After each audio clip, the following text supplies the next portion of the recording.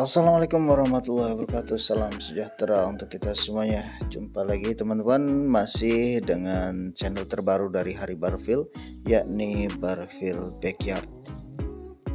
Perlu kami sampaikan kembali bahwasanya channel Hari Barfield telah didismonetisasi, sehingga kesulitan bagi kami untuk mengupload video terbaru di channel yang lama, yakni channel Hari Barfield.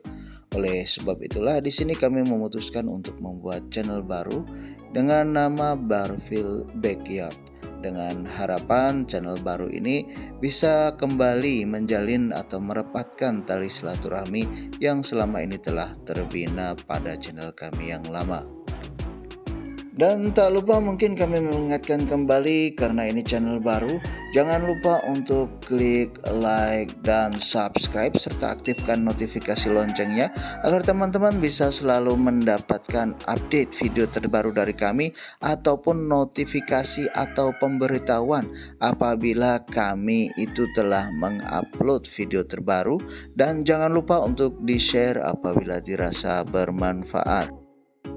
Oke, langsung saja di kesempatan kali ini kami akan coba membahas ataupun sharing sekaligus menjawab pertanyaan dari salah satu rekan kita yang kebetulan mengajukan pertanyaan di channel kami yang lama, plus kemudian juga beliau meninggalkan jejak juga di kolom komentar di channel kami yang baru ini, yakni tentang bahan herbal apa saja yang bisa digunakan untuk merawat daripada rawatan kita.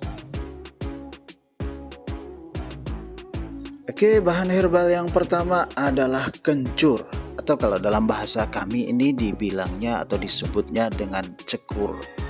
Kencur atau cekur ini bisa digunakan untuk memperkuat dan memperpanjang nafas daripada rawatan-rawatan kita. Selain itu juga karena sifatnya yang dingin, jadi kencur atau cekur ini bisa digunakan sebagai anti-inflamasi, anti peradangan, dan juga anti nyeri.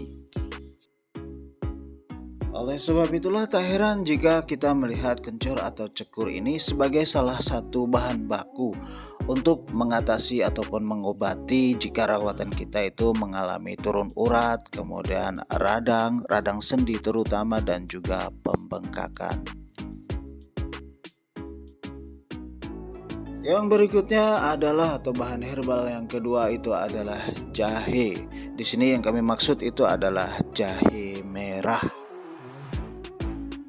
Jahe, terutama jahe merah, itu bisa digunakan untuk menambah stamina daripada rawatan-rawatan kita, memperkuat otot-ototnya, dan juga sebagai salah satu bahan ataupun obat herbal untuk mengatasi ngorok serta bubulan.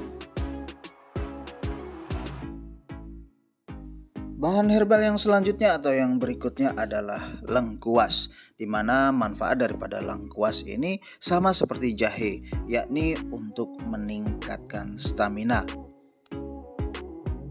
Di samping itu juga kita bisa menggunakan lengkuas sebagai salah satu obat alternatif untuk mengatasi dan juga meredakan ngorok pada rawatan-rawatan kita.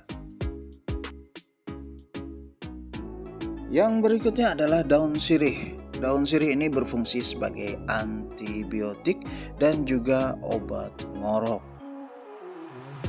Tetesan daripada rebusan air daun sirih dipercayai bisa meredakan nyeri akibat mata merah dan juga bisa mengurangi ataupun menghilangkan gejala rabun atau katarak.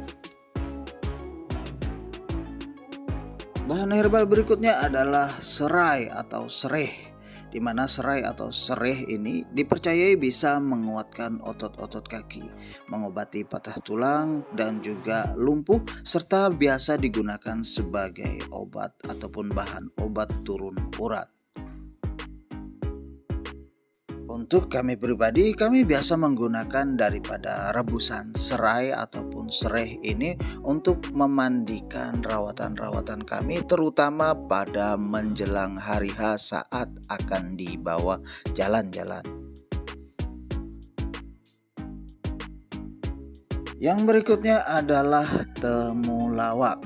Temulawak dipercaya bisa menambah ataupun memperbaiki nafsu makan daripada rawatan-rawatan kita sebagai salah satu bahan daripada untuk mengatasi cacing atau obat cacing, dan juga bisa meningkatkan tenaga. Di samping itu juga temulawak dipercaya bisa mengatasi ataupun untuk mengobati daripada apabila rawatan-rawatan kita tersebut mengalami ataupun terkena sakit kuning. Bahan herbal yang berikutnya adalah temu hitam. Temu hitam ini bentuknya hampir mirip dengan kunyit. Hanya saja kalau kunyit itu warna rimpangnya atau umbinya kalau kita buka itu berwarna kuning orange ataupun oranye. Sedangkan temu hitam ini sesuai dengan namanya, umbinya kalau kita buka itu berwarna agak kehitaman.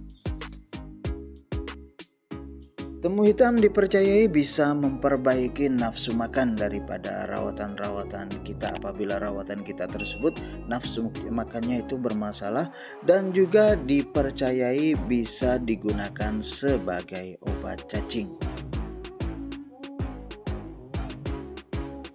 Bahan herbal yang berikutnya adalah daun kates atau daun pepaya.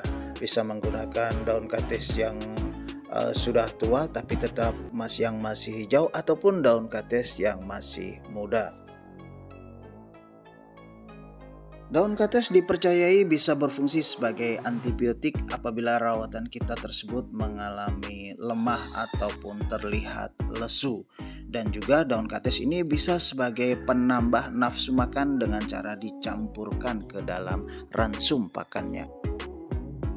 Selain dimanfaatkan daunnya, getah kates atau getah pepaya dipercayai bisa menyembuhkan jamur dan juga kurap di kulit.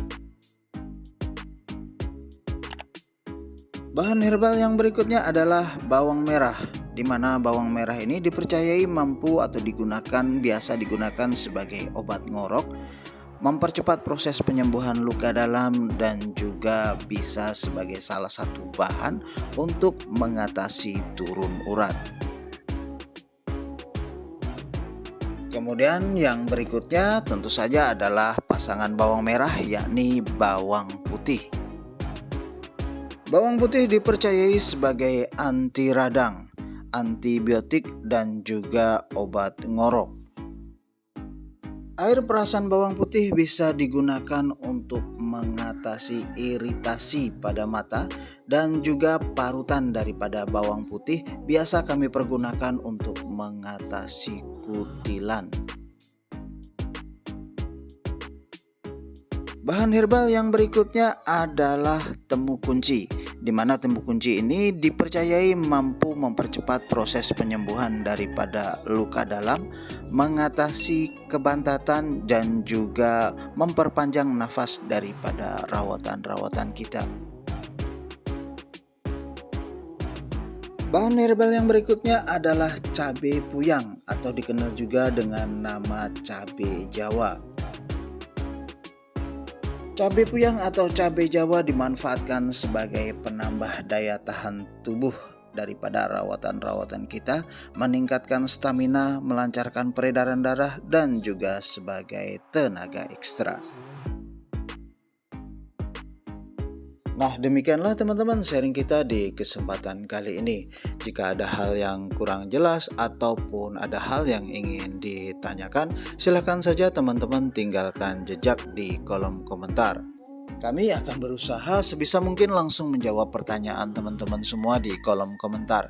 Namun, mohon maaf apabila nanti ternyata jawaban dari kami di kolom komentar itu malah membuat rancu ataupun malah membuat teman-teman semakin bingung, maka kami akan menjawabnya melalui konten yang akan kami upload pada periode berikutnya.